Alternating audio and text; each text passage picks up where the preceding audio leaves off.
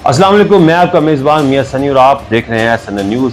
आज के व्लॉग में हम बात करेंगे फैज हमीद ने आर्मी एक्ट की कौन सी खिलाफ वर्जियां की, कोर्ट मार्शल की कार्रवाई किस वजह से हुई, तर्जमान पाक फौज ने धमाकेदार प्रेस कॉन्फ्रेंस में क्या बताया, साकिब निसार भी पाकिस्तान पहुंच गए, आते ही बहुत बड़ा ऐलान किया, साबिक चीफ जस्टिस ने मुखालफिन को जवाब दे दिया, अब क्या होगा। गुजरांवाला के सरकारी स्कूल में बच्चियों से ज्यादती का केस सामने आ गया। व्लॉग पर जाने से पहले मेरी आपसे रिक्वेस्ट है कि चैनल को सब्सक्राइब जरूर कीजिएगा ताकि आने वाली तमाम खबरें आप जान सकें। आज बहुत सी अहम खबरें हैं जिन पर हम बात करेंगे, लेकिन सबसे पहले हम फैज हमीद के कोर्ट मार्शल में पेश रफ्त से मुतल्लिक गुफ्तगू करेंगे, क्योंकि DGISPR ने सारी हकीकत सामने रखी है कि ये अमल शुरू क्यों हुआ था। DGISPR लेफ्टिनेंट जनरल अहमद शरीफ चौधरी ने तनकीद करने वालों को दो टोक पैगाम दिया है और क्लियर कहा है कि पाक फौज ना किसी जमात की मुखालफ है और ना इसका कोई सियासी एजेंडा है। अगर फौज में कोई अपने ज़ाती फ़ायदे के लिए किसी मखसूस सियासी एजेंडे को परवान चढ़ाता है तो खुद एहतसाबी का निज़ाम हरकत में आ जाता है और सबूत की रोशनी में जिम्मेदारों का जवाब देना पड़ेगा। इनका यह भी कहना था कि 12 अगस्त को फौज ने आगाह किया कि रिटायर ऑफिसर ने आर्मी एक्ट की खिलाफ वर्जियाँ की और रिटायरमेंट के बाद भी आर्मी एक्ट की खिलाफ वर्जियों के मुतल्लिक वाक़ियात सामने आए, जिस पर कोर्ट मार्शल की कार्रवाई का आगाज किया गया। DGISPR ने कहा है कि एहतसाब का अमल शफाफ है जो इल्जामात पर नहीं सबूतों और शहादत पर काम करता है।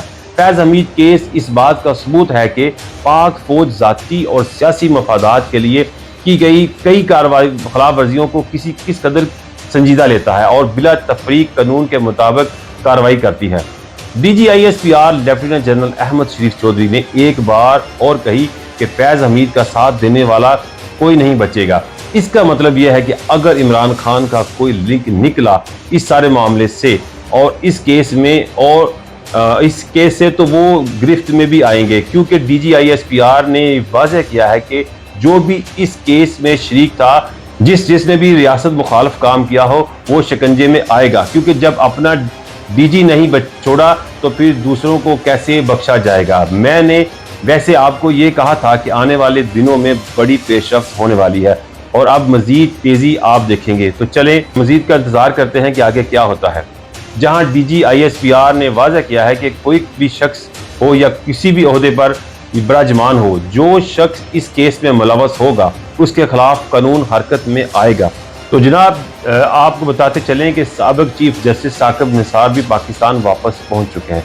उनके बारे में भी कहा जा रहा था कि जो वो फैज हमीद और इमरान खान के साथ राब्ते में थे और कुछ शवाहद उनके खिलाफ भी सामने आए हैं।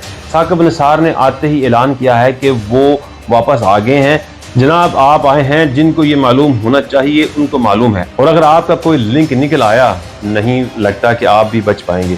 बाकी आने वाला वक्त बताएगा कि अब क्या क्या होगा और कौन कौन अंदर जाता है, क्योंकि जाना तो तय है और वो तर्जमान पाक फौज ने बता दिया है।